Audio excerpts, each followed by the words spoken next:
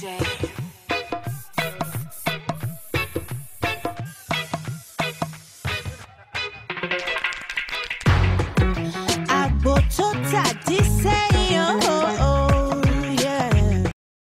le monde, j'espère que vous allez bien. Alors aujourd'hui je vous retrouve dans cette nouvelle vidéo où on va parler d'extension capillaire, de cheveux, etc. Donc bientôt c'est la rentrée. Qui dit rentrée dit nouveauté, changement de tête. Qui dit rentrée dit école, travail, nouvelle personne. Donc je sais que généralement quand la rentrée approche on aime bien changer de tête un peu. Et je fais en même temps cette vidéo pour les filles qui sont en même temps perdues dans tout ce qui est extension capillaire, qui ne font que dire faux cheveux et qui ne savent pas quelle est la différence entre une lace wing, des box braid ou des cornrows. Comme c'est dans le thème de la vidéo, je vais vous présenter tout d'abord les mèches que j'ai sur la tête. Dans la précédente vidéo où j'ai parlé de Moumou, vous avez été nombreuses à me demander: oui Hélène, d'où viennent tes mèches? Elles sont très jolies, elles font très naturelles et je suis absolument d'accord avec vous puisque ces mèches, je pense que c'est les préférées par rapport à toutes celles que j'ai eues. C'est des mèches de la marque DR 777, moi je veux le dire comme ça, donc DR77.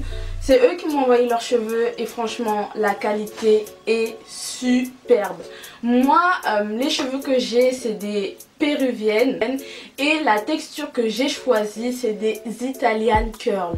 Donc vous voyez que la texture est curly mais pas curly en mode kinky, vous voyez, c'est pas du crépus mais en même temps c'est pas du loose wave. Je voulais la texture qui soit entre les loose wave que je trouvais un peu trop lisse pour des mèches bouclées et des kinky que je trouvais trop difficile d'entretien puisque avec les nœuds etc ça m'avait un peu saoulé. Une closure de 14 et puis 16, 18, 20 pour les mèches. Donc j'ai 3 paquets de mèches, je répète 16, 18 et 20 pouces. Et puis une closure de 14 pouces que j'ai mise ici. Vous pouvez voir le rendu, c'est très naturel. Vous allez en prendre soin comme vos cheveux. Moi ce que je fais c'est que je fais le shampoing. Et puis après je mets du conditionneur ou du masque. Tu rinces et puis tu mets ta crème coiffante. Vous allez avoir cet effet très naturel pour des boucles entretenues au moins pendant une semaine. Toutes les informations seront dans la barre d'infos. Vous aurez tout. Et commençons, vous l'avez vu dans le titre de la vidéo, aujourd'hui nous allons parler de faux cheveux. Pourquoi j'ai mis le terme faux cheveux et pas tissage ou lace wing? Parce que vous avez pu voir sur les réseaux sociaux, beaucoup de personnes se moquent des filles de couleur, comme par hasard, hein, que des filles de couleur, en disant oui vous ne portez que de faux cheveux, etc. Nanani nanana. Aussi des filles, des femmes qui ne savent pas faire la différence entre toutes les catégories de faux cheveux. Donc aujourd'hui je vais vous les énumérer, dire les bienfaits et les défauts de chaque technique. Tout d'abord, je vais vous parler de la catégorie des braids et des tresses. Je pense que c'est la coiffure la plus connue au monde. Si vous ne savez pas ce que c'est, je vais prendre le terme américain, plus précisément les box braids. Donc cette coiffure ou celle-ci, je vais vous mettre des photos ici. Une coiffure effectuée avec des cheveux synthétiques, des mèches que vous pouvez trouver à peu près dans tous les magasins africains. Comment on procède pour faire des braids, des box braids, des Havana twists, en fait toutes les coiffures qui sont avec extension capillaire. Tout d'abord on va prendre une portion de cheveux synthétiques. Donc la marque la plus utilisée est Expression, tout simplement parce que Expression c'est des mèches qui durent à peu près longtemps, qui ne se gâtent pas très vite et aussi il y a ce système de ne pas brûler. Enfin si quelqu'un vient avec une allumette à côté de vos braids, vous n'allez pas prendre feu. Prenez une petite portion de cheveux synthétiques et on va définir une portion sur vos cheveux naturels. Cette portion sera définie grâce à un peigne. Donc on va couper comme ça, on va prendre une portion de vos cheveux. On va commencer à faire une tresse avec 3 brins. Normalement c'est comme ça qu'on procède pour la majorité des coiffures. Et cette coiffure protectrice qui est censée être protectrice, vous pouvez normalement la garder 1 mois, 1 mois et demi, 2 mois maximum. Parce que si vous gardez la coiffure plus de 2 mois, ça va être une coiffure destructrice. Simplement parce que le but des box braids, des Havana twists ou de toutes les coiffures avec extension synthétique au tressage servent normalement à conserver le cheveu. Si vous le gardez au-dessus de 2 mois, ce qui va se passer c'est que vos cheveux seront très asséchés. Ce que les gens ne savent pas quand on fait des box braids plus précisément, là je précise pour ce type de coiffure, c'est que normalement il faut laver ses cheveux au crâne chevelu pour faire circuler le sang, c'est très important.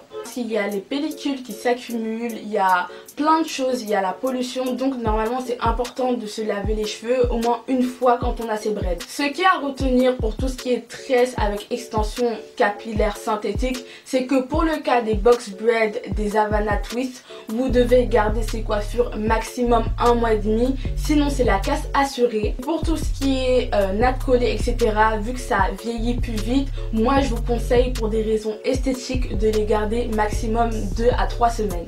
Nous allons passer à la deuxième catégorie, tout ce qui est tissage. Les tissages sont les grandes sœurs de loin de tout ce qui est lace wing, full lace wing, half wing, comme vous savez. Donc, comment on fait un tissage? Le tissage c'est quelque chose de très simple et généralement de rapide. Vous tressez les cheveux, vos cheveux naturels, avec ou sans aide d'une petite portion de cheveux synthétiques. Ça dépend de la texture de vos cheveux, de la longueur de vos cheveux et aussi de la coiffeuse, puisqu'il y a des coiffeuses qui peuvent te coiffer sans et des coiffeuses qui peuvent te coiffer avec. Selon la coiffure que vous demanderez, que ce soit raie au milieu avec vos cheveux naturels devant, raie sur le côté ou tout simplement avec une closure comme sur ma perruque, la coiffeuse va procéder à un traitage spécifique. Ce qui est important de faire avant d'aller se faire poser un tissage, c'est de vraiment faire un gros soin sur vos cheveux. Simplement parce qu'un tissage se garde généralement entre 2 semaines à 1 mois. Maintenant, les gens optent de plus en plus au tissage avec les closures,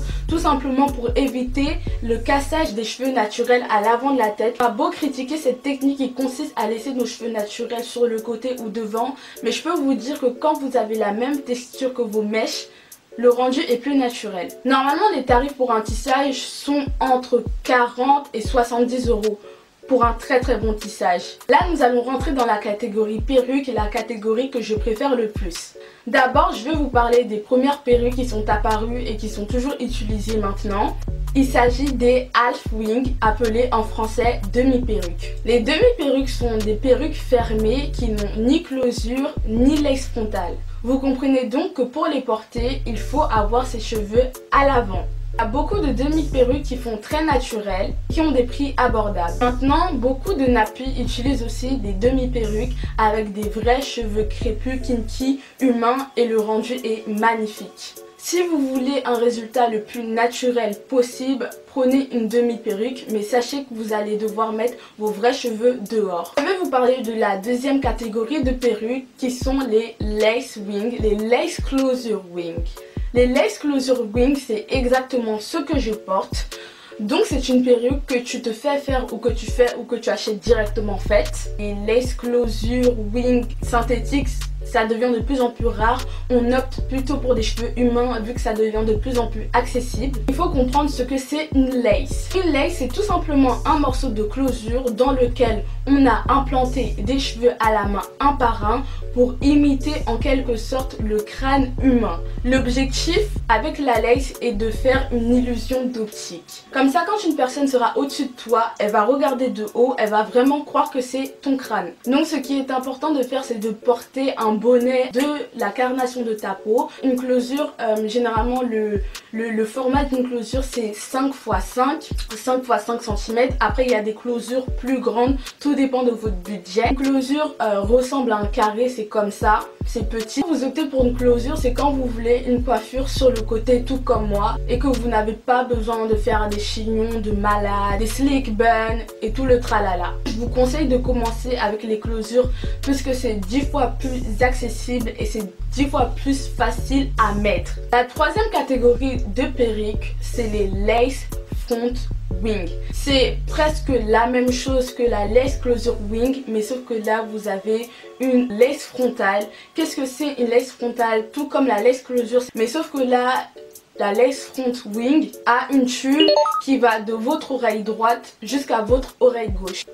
Vu qu'il y a plus de tulle, le prix augmente. Avec une lace front wing, vous pouvez faire diverses coiffures, des chignons, des nattes collées, en fait tout ce que vous voulez. Le rendu est vraiment naturel selon la closure, selon la pose, puisque la pose de la lace front wing aussi c'est vraiment difficile. Au début c'était vraiment compliqué avec le got to be, ça ne collait pas sachant que j'ai des cheveux sur le front. Je vous conseille d'abord de vous la faire mettre par une professionnelle qui puisse vous montrer comment ça se passe Et puis si vous voulez la remettre, de la mettre vous-même. Il y a plusieurs formats. Vous avez du 13 cm x 3 et du 13 cm x 6. Les tarifs pour les front wing vont entre 150 € jusqu'à 300 € et des fois plus selon la qualité du cheveu. La dernière et quatrième catégorie de perruques dont je vais vous parler, c'est les full lace wing.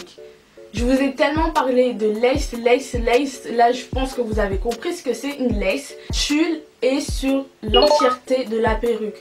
Donc vous pourrez faire, je sais pas, des coiffures de malade.